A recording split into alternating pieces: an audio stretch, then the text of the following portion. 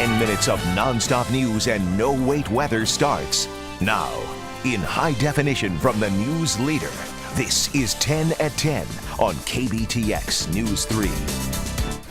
We begin tonight with breaking news out of Waller, where a 22-year-old is wanted in the killings of his parents and his younger brother. Around 1 this afternoon, investigators found the family dead in their home on Far Street after neighbors asked for a welfare check. Well, hey everybody, what's going on? It's Mr. Anime here. Now, this is a YouTube video made by 3's, who is now wanted by police. Investigators are warning that he may be heavily armed and possibly wearing body armor. The picture you're seeing here is from Sessler's Facebook page. The caption says the gun he's holding is a prop from a movie set. Sessler is believed to be driving a 2010 black Ford Mustang with license plate number VDY058. Waller's police chief told KHOU TV in Houston he was not aware of any problems the family was having and did not comment about a possible motive. Again, police believe Sessler is armed and dangerous. If you know where he is, call authorities immediately.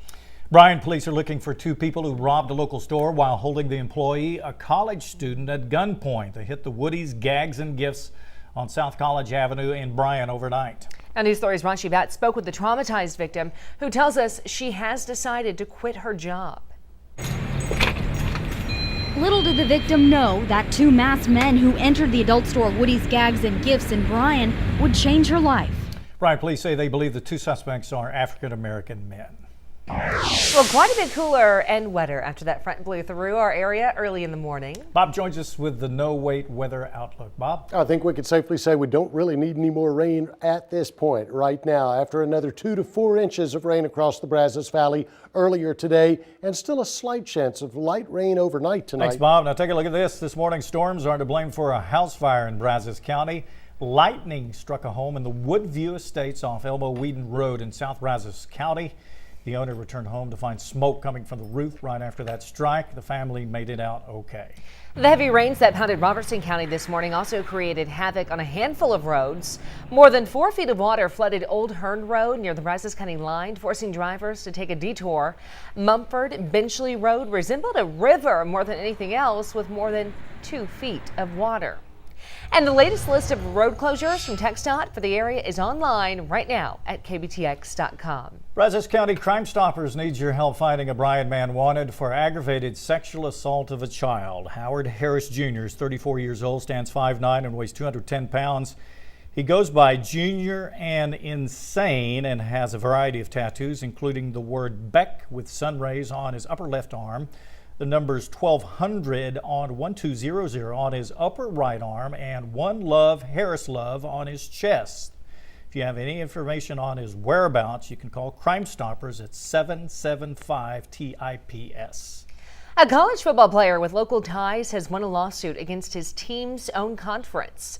Former University of Houston receiver and Hearn native Patrick Edwards has settled his lawsuit over breaking his leg when he ran into a metal cart during a 2008 game at Marshall.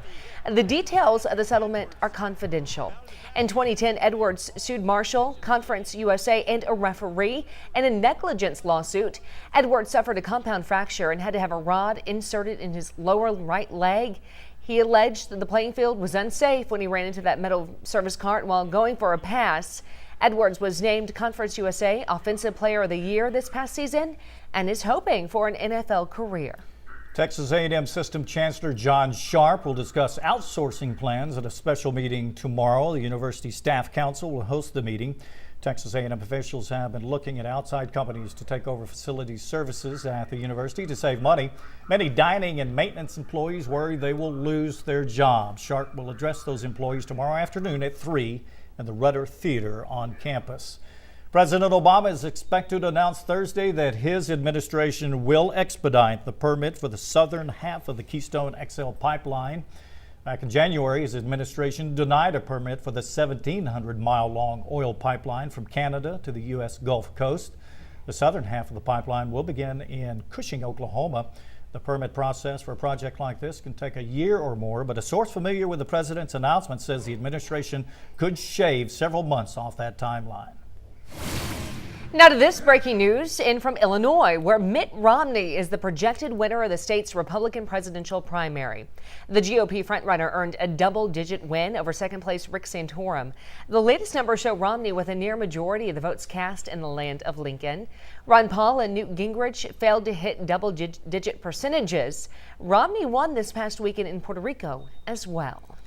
And a strong earthquake struck parts of central and southern Mexico this afternoon. There are reports of damage following the quake and a powerful aftershock. CNN is reporting at least 800 homes in one town near the epicenter collapsed. Monica Villamizar reports from the quake zone.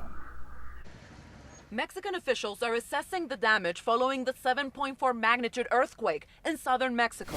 And we got some more breaking news just into News 3 concerning our top story. KHOU in Houston is reporting that Trey Sessler, the 22-year-old accused of killing his parents and brother, has been arrested. No other details are known at this time, but again, Trey Sessler has been arrested. We'll have more details as they become available.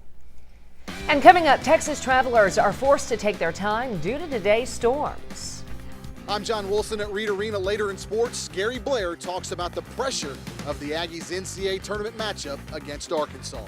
Still a very slight chance of rain tonight and tomorrow morning. Otherwise, a little drier weather for the rest of the week and very mild temperatures. We'll have more on your forecast just ahead on News 3.